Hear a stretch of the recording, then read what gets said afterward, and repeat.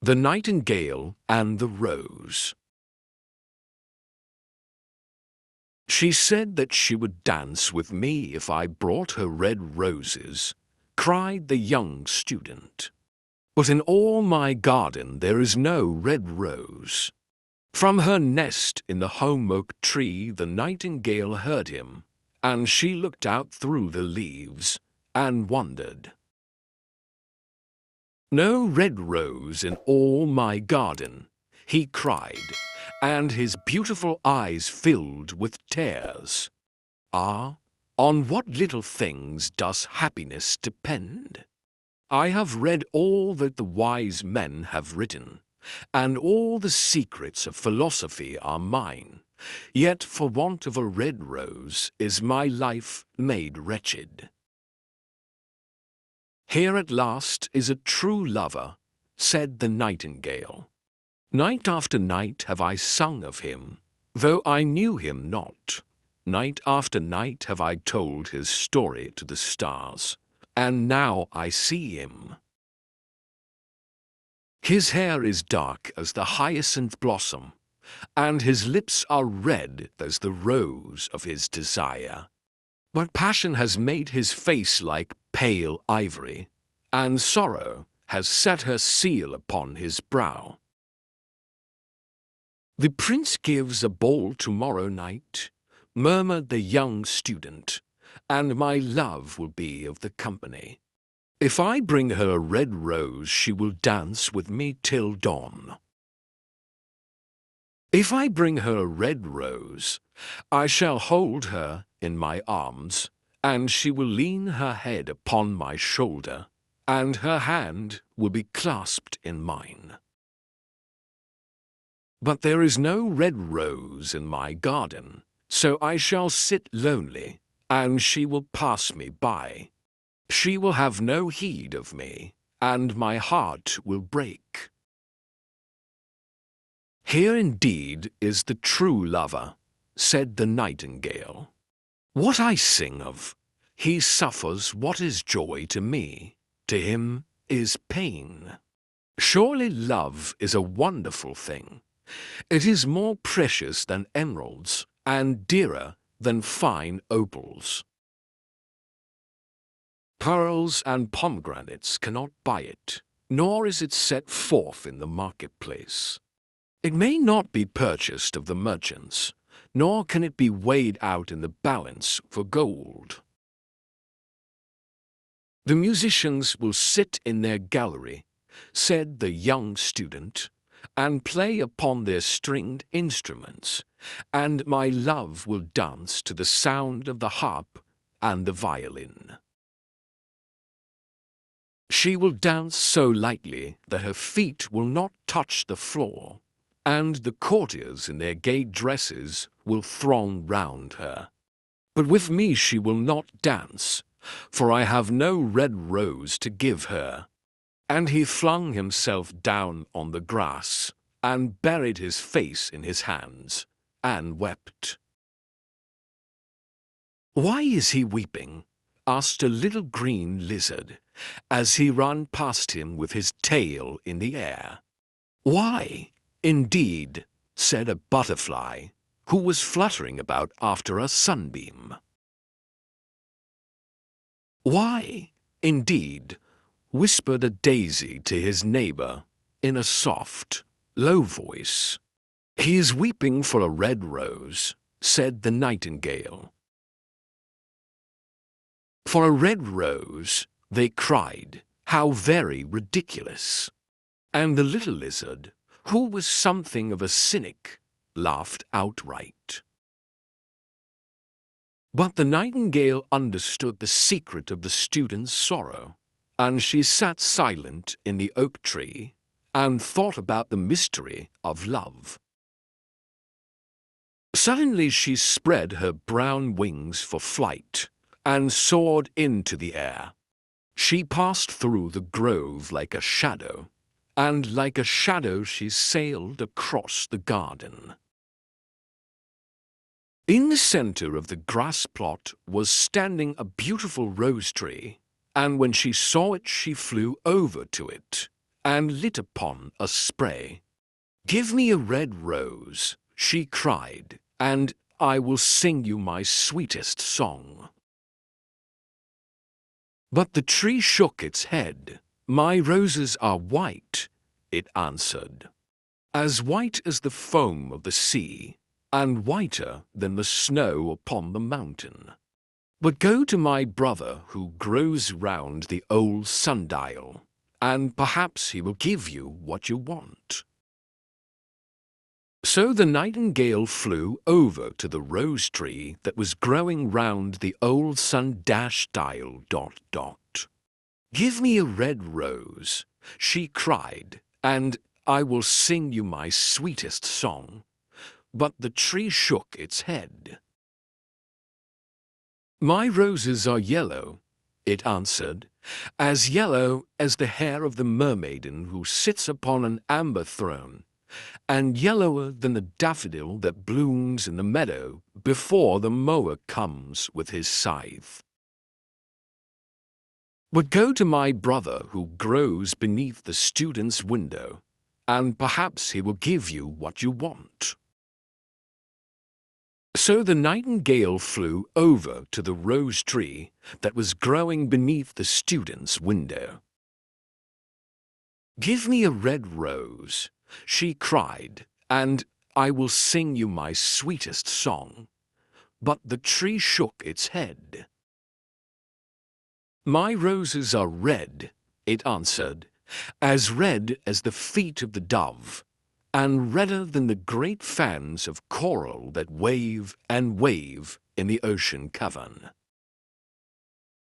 But the winter has chilled my veins, and the frost has nipped my buds, and the storm has broken my branches, and I shall have no roses at all this year."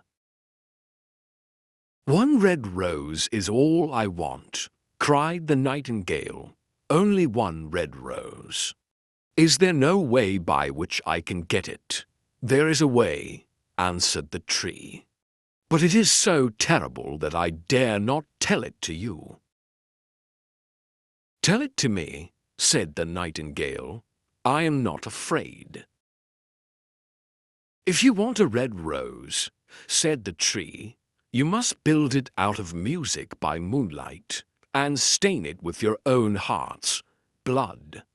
You must sing to me with your breast against a thorn. All night long you must sing to me, and the thorn must pierce your heart, and your life-blood must flow into my veins, and become mine.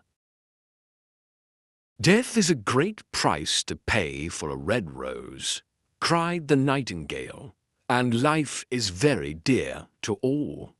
It is pleasant to sit in the green wood, and to watch the sun in his chariot of gold, and the moon in her chariot of pearl. Sweet is the scent of the hawthorn, and sweet are the bluebells that hide in the valley, and the heather that blows on the hill. Yet love is better than life, and what is the heart of a bird compared to the heart of a man?" So she spread her brown wings for flight, and soared into the air. She swept over the garden like a shadow, and like a shadow she sailed through the grove. The young student was still lying on the grass, where she had left him, and the tears were not yet dry in his beautiful eyes. "Be happy," cried the nightingale. "Be happy, you shall have your red rose. I will build it out of music by moonlight, and stain it with my own heart's blood. All that I ask of you in return is that you will be a true lover, for love is wiser than philosophy, though she is wise, and mightier than power, though he is mighty. Flame-colored are his wings, and colored like flame is his body. His lips are sweet as honey, and his breath is like frankincense. The student looked up from the grass and listened, but he could not understand what the nightingale was saying to him, for he only knew the things that are written down in books. But the oak tree understood and felt sad, for he was very fond of the little nightingale who had built her nest in his branches. "Sing me one last song," he whispered. "I shall feel very lonely when you are gone." So the nightingale sang to the oak tree, and her voice was like water bubbling from a silver jar. When she had finished her song, the student got up and pulled a notebook and a lead pencil out of his pocket. "She has form," he said to himself as he walked away through the grove. "That cannot be denied to her. But has she got feeling? I am afraid not. In fact, she is like most artists. She is all style, without any sincerity. She would not sacrifice herself for others. She thinks merely of music, and everybody knows that the arts are selfish. Still, it must be admitted that she has some beautiful notes in her voice. What a pity it is that they do not mean anything, or do any practical good." And he went into his room, and lay down on his little pallet bed, and began to think of his love, and, after a time, he fell asleep. And when the moon shone in the heavens, the nightingale flew to the rose tree, and set her breast against the thorn. All night long she sang with her breast against the thorn, and the cold crystal moon leaned down and listened. All night long she sang, and the thorn went deeper and deeper into her breast, and her life-blood ebbed away from her. She sang first of the birth of love in the heart of a boy and a girl. And on the topmost spray of the rose tree there blossomed a marvelous rose, petal following petal, as song followed song. Pale was it, at first, as the mist that hangs over the river, pale as the feet of the morning, and silver as the wings of the dawn. As the shadow of a rose in a mirror of silver, as the shadow of a rose in a waterpool, so was the rose that blossomed on the topmost spray of the tree. But the tree cried to the nightingale to press closer against the thorn. "Press closer, little nightingale," cried the tree, "or the day will come before the rose is finished." So the nightingale pressed closer against the thorn, and louder grew her song, for she sang of the birth of passion in the soul of a man and a maid. And a delicate flush of pink came into the leaves of the rose, like the flush in the face of the bridegroom when he kisses the lips of the bride. But the thorn had not yet reached her heart, so the rose's heart remained white, for only a nightingale's heart's blood can crimson the heart of a rose. And the tree cried to the nightingale to press closer against the thorn. "Press closer, little nightingale," cried the tree, "or the day will come before the rose is finished." So the nightingale pressed closer against the thorn, and the thorn touched her heart, and a fierce pang of pain shot through her. Bitter, bitter was the pain, and wilder grew her song, for she sang of the love that is perfected by death, of the love that dies not in the tomb.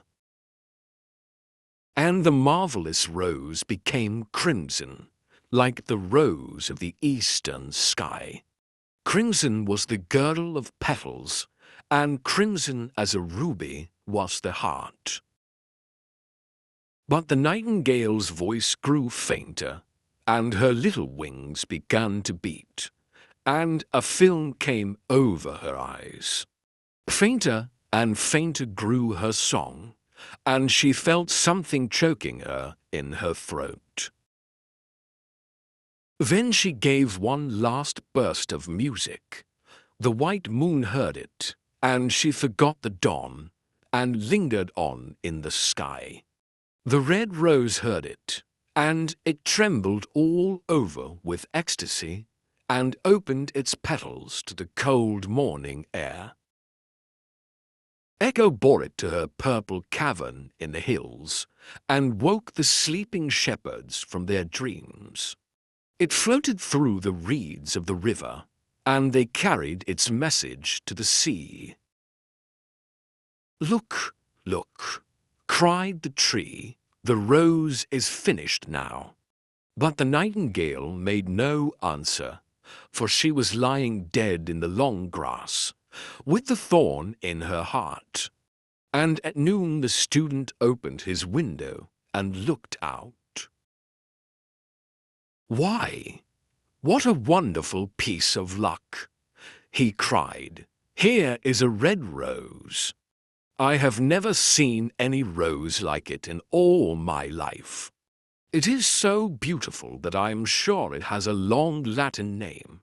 And he leaned down and plucked it. Then he put on his hat and ran up to the professor's house with the rose in his hand. The daughter of the professor was sitting in the doorway winding blue silk on a reel, and her little dog was lying at her feet. "You said that you would dance with me if I brought you a red rose," cried the student. "Here is the reddest rose in all the world. You will wear it tonight next your heart, and as we dance together, it will tell you how I love you." But the girl frowned. "I am afraid it will not go with my dress," she answered. "And, besides, the Chamberlain's nephew has sent me some real jewels, and everybody knows that jewels cost far more than flowers." "Well, upon my word, you are very ungrateful," said the student angrily. And he threw the rose into the street, where it fell into the gutter, and a cart wheel went over it. "Ungrateful," said the girl. "I tell you what, you are very rude. And, after all, who are you? Only a student. Why, I don't believe you have even got silver buckles to your shoes as the Chamberlain's nephew has." And she got up from her chair and went into the house. "What a silly thing love is," said the student as he walked away.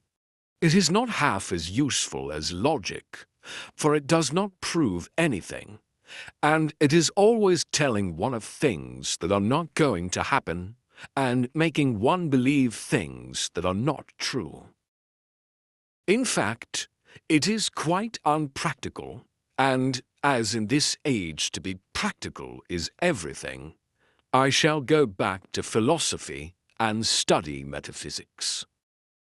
So he returned to his room and pulled out a great dusty book and began to read.